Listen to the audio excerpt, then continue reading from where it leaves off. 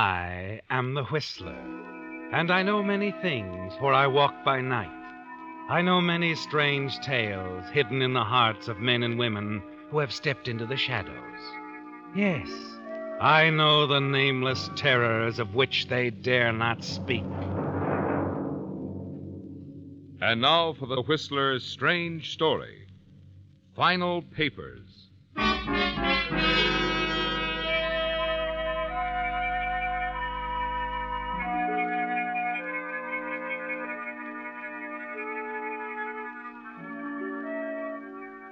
On a clear morning, you could see Catalina Island from the Craig's hilltop home. But Anna Craig was not interested in the view. No. As she paced up and down the terrace, her eye was on the long, winding road leading to the house. She was waiting for the mailman. Waiting. That's all you've been doing lately, isn't it, Anna? But you're certain that it can't be much longer. Then you see Mrs. Owens, your housekeeper, coming toward you and smiling. Mrs. Craig, here's a letter for you. I think perhaps it's the one you've been waiting for. Oh, Mrs. Owens. Well, is it? Yes. My notice to come to the Hall of Justice in 2 weeks. I'm to be sworn in as an American citizen. Oh, your final papers. Oh, my. It seems like yesterday that Mr. Craig came back from his business trip to Europe and brought you with him. It's been 3 years, Mrs. Owens. 3 long years. Oh, Mr. Craig will be excited. Are you going to phone him and tell him? No, it's Wednesday. I always go down to the office on Wednesday to have lunch with him. I'll tell him then. You be careful in the traffic. So excited, I mean. And going down the mountain to the highway, it's dangerous. Oh, Mrs. Owens, you're so sweet. But don't worry about me. I've learned to handle a car very well now. Yes, but you've so much on your mind today. And I don't blame you. I know what this means to you.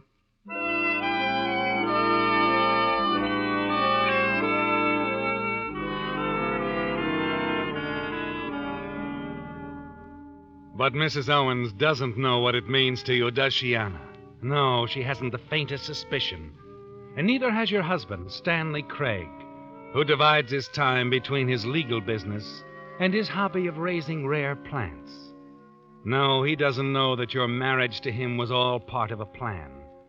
A plan to enter the country as the wife of an American, to help you in getting your citizenship sooner, only to divorce him and bring in your sweetheart, Kurt Lawson. Now it's all so close, and you feel a thrill of excitement which only increases on your trip downtown. And then, entering your husband's office, you collide with a woman who is just coming out. I'm terribly sorry. It's quite all right. I was thinking about something. It was stupid of me. Don't mention it. Oh, hello, Mrs. Craig. Hello, Miss Brown. Is my husband busy as usual? Well, he's had a very full morning, but he'll see you. Go right in. Oh, Anna, my dear. Oh, what a morning. More immigration cases? Oh, yes. Woman just left here who gave me a very bad time. She was absolutely insistent that I take her case. And you refused? Oh, I was forced to do so. I don't like her background. By the way, you may have heard of her. She's from your own country, come to think of it. Oh, and her name? Lisa Felder. Lisa Felder. No, In spite of everything that can be done, undesirable people do get into this country. But they're usually detected and sent back. And that is the case of this Lisa Felder? Yes. Her past has come to light. She was mixed up in some pretty bad political business abroad.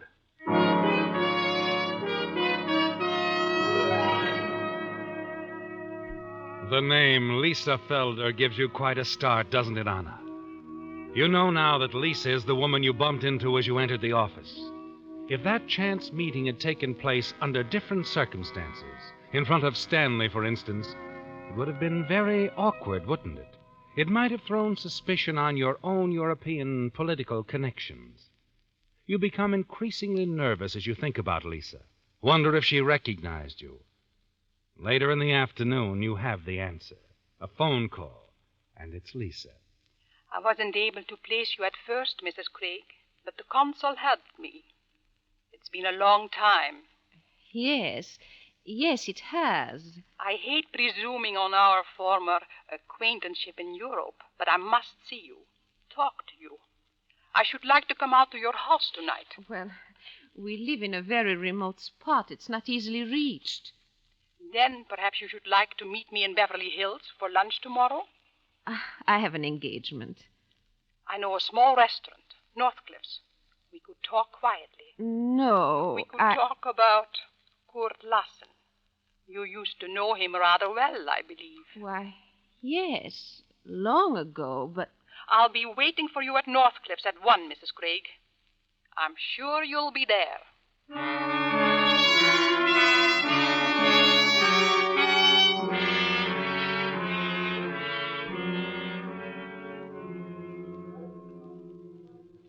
I might as well lay my cards on the table, Mrs. Craig.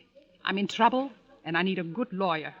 But there are many good lawyers in town. Not like your husband.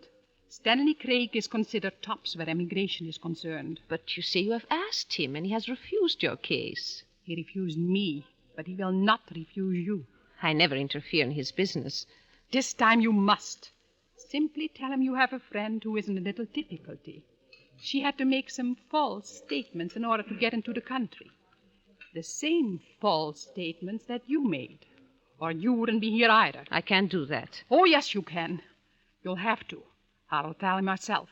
You wouldn't. I'm desperate, Mrs. Craig. So I'm determined. I'm sorry, but if I am deported, the wife of Stanley Craig will be deported too. Her own papers will be reviewed. But that won't help you, Lisa. No, but you won't let it happen. Now, you'll talk to him tonight? Yes. But Stanley must not know that I was forced into doing this. Not unless it is necessary. I will merely tell him that I know of a fellow countrywoman who needs a little help. That's right. A fellow countrywoman who needs a little help. And she had better get that help, Mrs. Craig.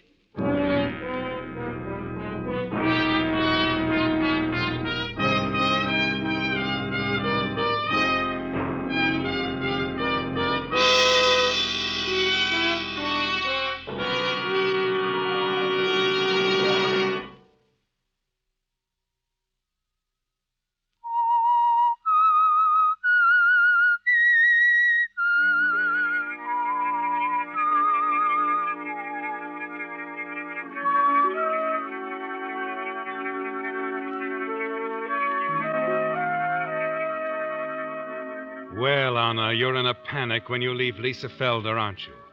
But then you realize that if your husband Stanley can be persuaded to take Lisa Felder's case, it will be weeks before he gets all the facts. By that time, you will have your own citizenship papers and will have gone to Reno for a divorce. But you have to settle the matter tonight, don't you? And it's very disconcerting with Stanley bringing home a guest for dinner, a professor of pharmaceutical botany at the university. And after dinner, the two men spend a long time discussing Stanley's unique hobby of rare plants. Finally, you join them in the garden. This has been a rare treat, Mrs. Craig. Your husband has some very exciting plants. I'm sure he has, Professor Leonard. These new ones he's imported will need a lot of care, Mrs. Craig. I have some suggestions I might give your gardener. Oh, Stanley will take care of these plants himself, Professor. He's very devoted to his hobby. As a matter of fact, we don't have a professional gardener. We manage with a couple, Mr. and Mrs. Owens. It's pretty difficult to get help up here so far from the bus line, you know. Oh, say, that reminds me. I mustn't miss the 11 o'clock bus. Oh, well, then let's walk over to the car. I think Owens is waiting to drive you down the hill. We usually allow about 20 minutes for the trip. It's such a steep, dangerous road. Yes, I noticed when we came up. Well, it's certainly been a very pleasant evening. We were glad to have you, Professor Leonard. I'll get in touch with you, Mr. Craig. Well, here we are. Thank you again, Mr. Craig. Not at all. Goodbye, Mrs. Craig. Goodbye. Bye.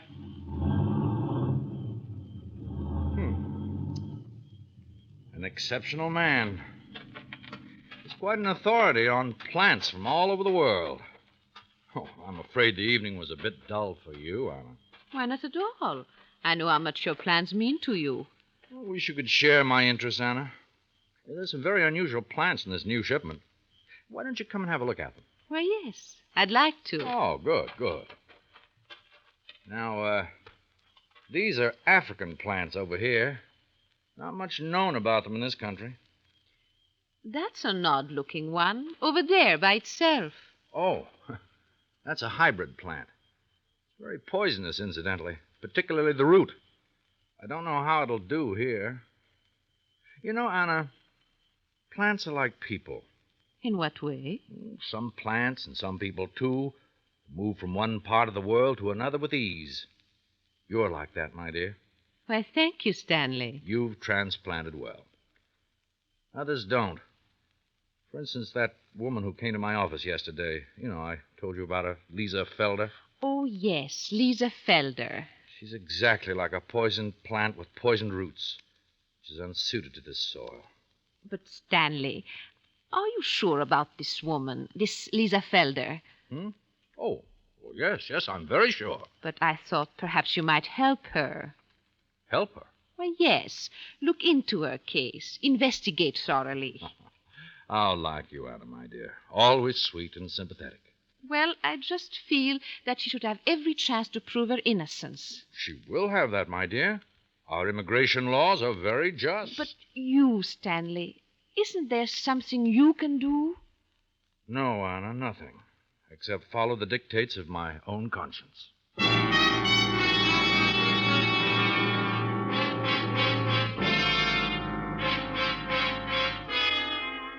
It's infuriating, isn't it, Anna? Stanley's stubbornness. He's even more righteous than you realized, isn't he?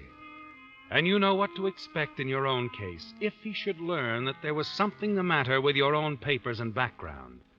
He wouldn't hesitate to turn his own wife over to the authorities, would he, Anna? No. And by morning, you've decided on a course of action. As soon as Stanley leaves for the office, you telephone Lisa. Lisa? This is Anna Craig. You have talked to your husband? Yes, Lisa, last night. What did he say? He'll be glad to help you, Lisa. Good. When shall I go to his office? Tomorrow. Why not today? I want to see you first. I've thought of a few things that will help you. I need all the help I can get. Where shall I meet you? Well, Stanley thinks it isn't wise that we should be seen together. He doesn't want anyone to suspect that he's taking your case because you're a friend of mine. I can understand that. By the way, you haven't mentioned to anyone that you know me, have you? Of course not. Do you think I'm a fool? Oh, no. No, Lisa. I think you've handled everything exactly right.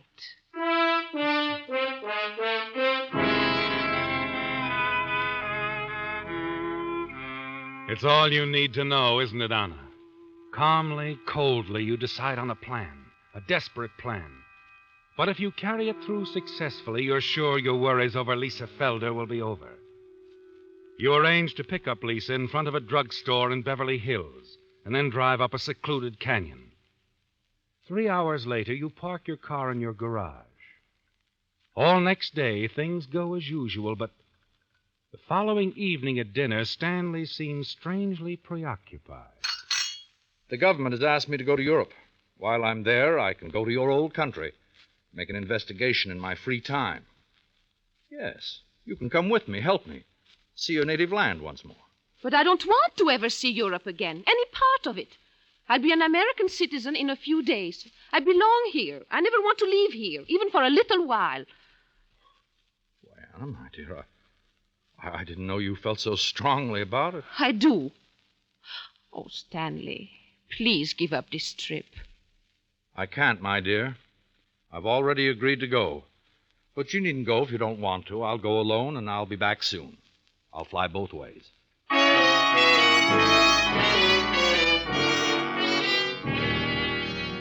Well, Anna, things have taken a strange turn, haven't they? If Stanley goes to Europe to investigate Lisa Felder, he's certain to find out about you at the same time, isn't he? Your falsified papers, perhaps even your plans to bring Kurt Lassen into the country. Yes, if Stanley insists on this trip, you'll have to stop him by more forceful means, won't you? The next afternoon, you're out on the terrace when an idea comes to you. The poison plant in Stanley's garden. You enter the garden to look about when Stanley surprises you. Well, Anna, I didn't expect to find you here, finally getting interested in my plants. Why, yes, Stanley, perhaps I am. But I didn't know you were home. It's Saturday. Oh, of course. Before I forget it, Professor Leonard's coming up again tomorrow afternoon. Oh, how nice. He'll be arriving on the 3 o'clock bus. Servants are off on Sunday, but I can drive down the hill and pick him up myself. Of course. You don't mind having a guest with the servants gone, do you, Anna? Not at all. Mrs. Owens can prepare everything before she leaves. Oh, good. That's fine. Oh, did you look at the new African plants? Yes, they're doing quite well. Yes. What about that one over there? Isn't it the one you said had such a poisonous root? Mm-hmm. I'd rather you didn't go near the plant. Oh? It contains enough poison to kill 100 people. What sort of poison? Most treacherous kind. It's practically tasteless, has no immediate after effect, but about an hour later, all muscular control is suddenly lost. Really? How awful. It is. The brain remains perfectly alert, but it's impossible to control the arms or legs. It's true of several plants of the cicuta family. I know so little about such things. These Italian plants are doing nicely. They should be quite large by the time I get back. Get back? Why, yes, dear. I forgot to tell you. I have my passport in order and my plane reservation. I'm leaving for Europe on Monday.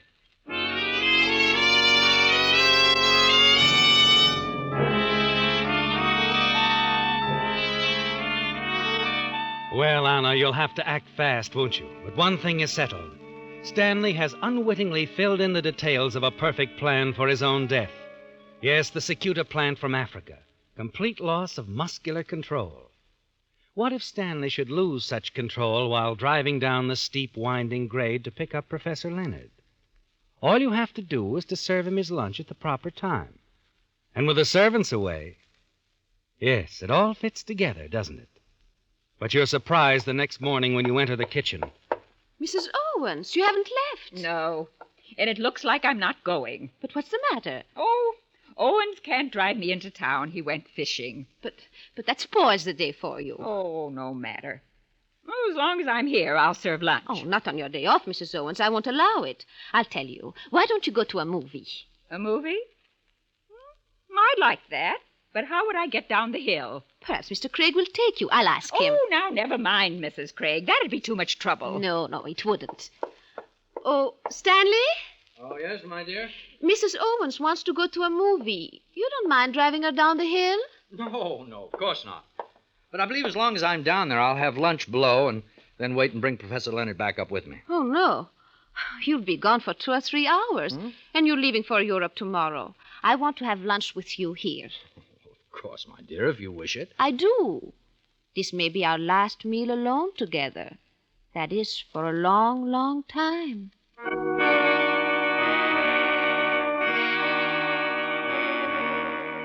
You breathe a sigh of relief when Stanley and Mrs. Owens finally start off, don't you, Anna? But you waste no time. You make a salad, go to the garden, get the poison cicuta plant. Put a bit of the root in Stanley's portion and the rest of the plant down the garbage disposal. By the time Stanley returns, the lunch is ready. The salad is the first course, and you serve it at exactly 1:30. Then engage your husband in conversation and make the meal proceed slowly. Suddenly, you look at the clock. Stanley, it's nearly 2:30. So it is. I must go at once. I wouldn't want to keep Professor Leonard waiting. Of course not. Walk to the car with me, dear. Certainly, Stanley. You know, I hate to leave. It's been so nice being here alone together. I almost wish Professor Leonard weren't coming. Goodbye, Stanley.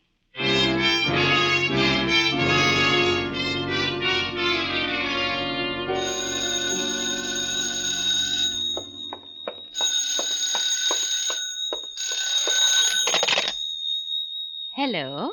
Mrs. Craig, this is Professor Leonard. Oh, yes, Professor. Aren't you with Stanley? He went down the hill to get you some time ago. Mrs. Craig, there's been an accident, a serious accident. An accident? Your husband. He must have lost control of the car. Perhaps the steering gear broke. It's hard to tell. But Stanley... I'm so sorry, Mrs. Craig. The car plunged over 100 feet. Your husband was dead when they reached him. Oh, how terrible. Mrs. Craig, if there's anything I can do, I'll come up at once. Oh, no. No, thank you, Professor. If you don't mind, I'd rather be alone for the present. Entirely alone.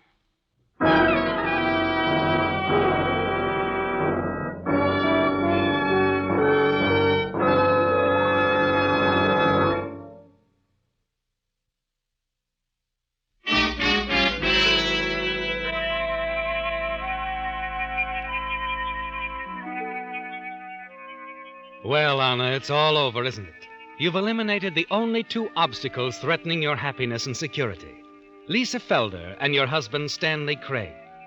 Now you're sure there's nothing to stop your getting your final citizenship papers and bringing your sweetheart, Kurt Lawson, into the country. And you're certain there won't be an autopsy. Not as the result of an automobile accident. No.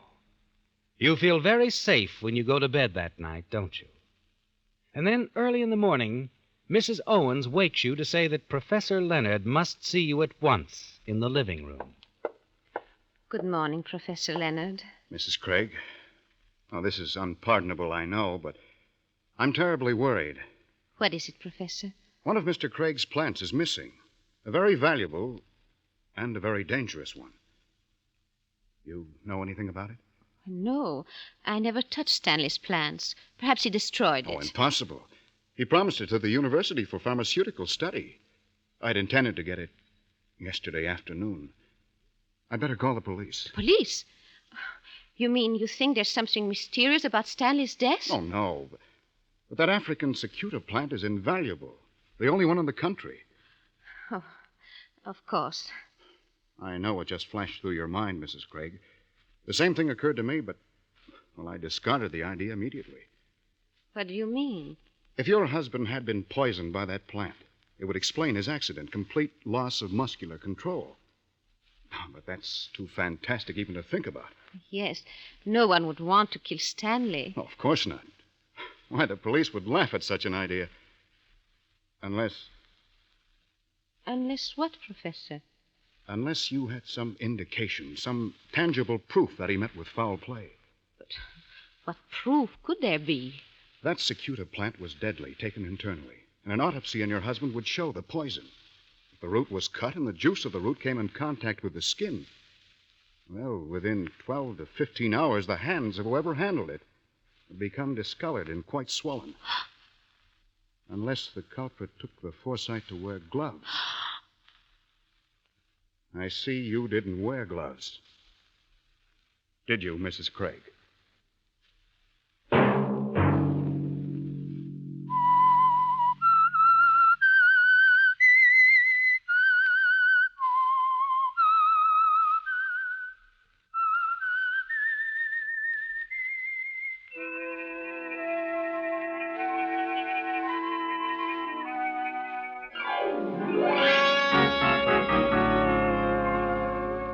Featured in tonight's story were Bill Foreman as the Whistler, Gladys Holland, Joe Kearns, Yana Delos, John Stevenson, and Gail Bonney. The Whistler was produced and directed by George W. Allen, with story by George Adrian and Carol Nix, music by Wilbur Hatch, and was transmitted overseas by the Armed Forces Radio Service. The Whistler was entirely fictional, and all characters portrayed on The Whistler are also fictional. Any similarity of names or resemblance to persons living or dead is purely coincidental.